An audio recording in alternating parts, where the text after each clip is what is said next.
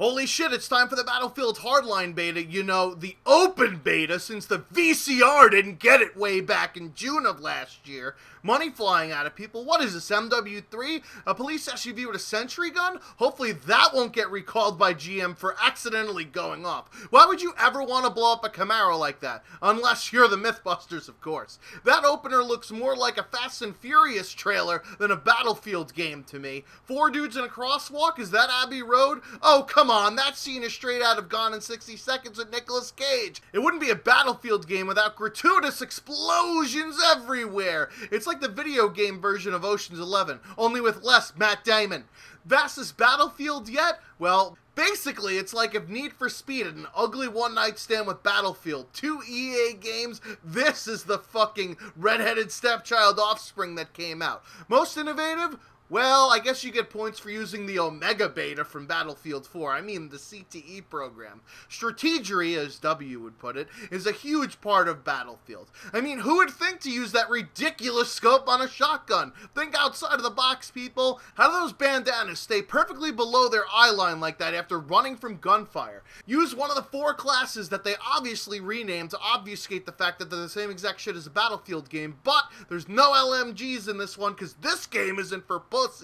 Check out all these new gadgets we stole from the Batcave, but remember, batteries are not included. In Hardline, you can grappling hook up to roofs. Take that, AW, with your Exo boost up to the perches. The bow is back, but you can only use it as a zip line, and there isn't even a pool at the end to splash down into. Finally, a shooter game where riot shields make sense and aren't for trolling 12-year-olds in a corner. Instead of giving you over 9,000 knives to use, there's new melee weapons including crowbars, hammers, and bats. LMGs are pickups now because otherwise you'd mow down these modern cars which are mostly made in Mexico from sweatshop workers and recycled plastics. These type of tracer darts aren't for animal conservation, they're more like the Will Ferrell and old school kind. You can puncture the skin of a rhino from 100...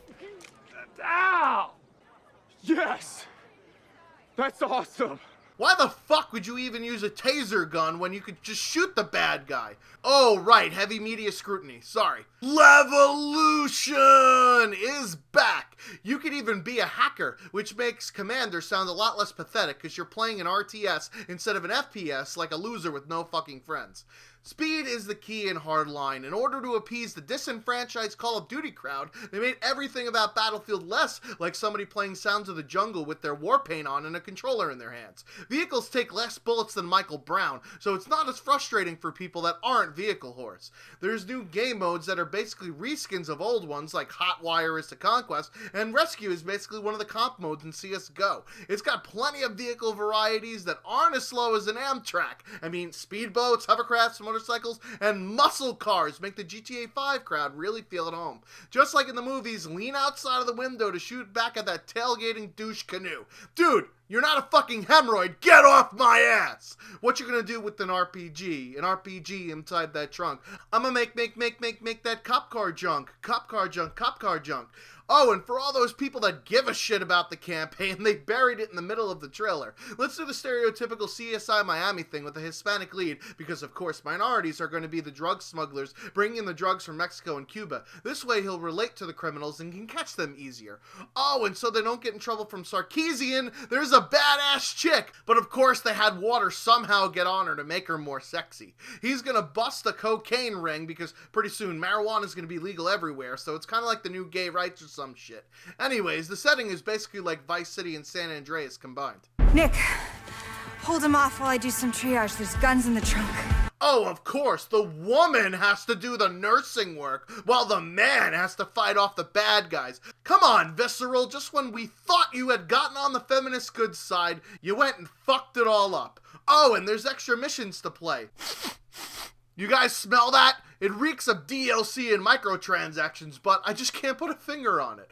In all, though, this game looks fun as fuck, but let's see if they really learned the lessons from the first beta back in June and took time to make this launch, not like the Matthew McConaughey and Sarah Jessica Parker movie. Because we all know this isn't a beta, it's really a demo.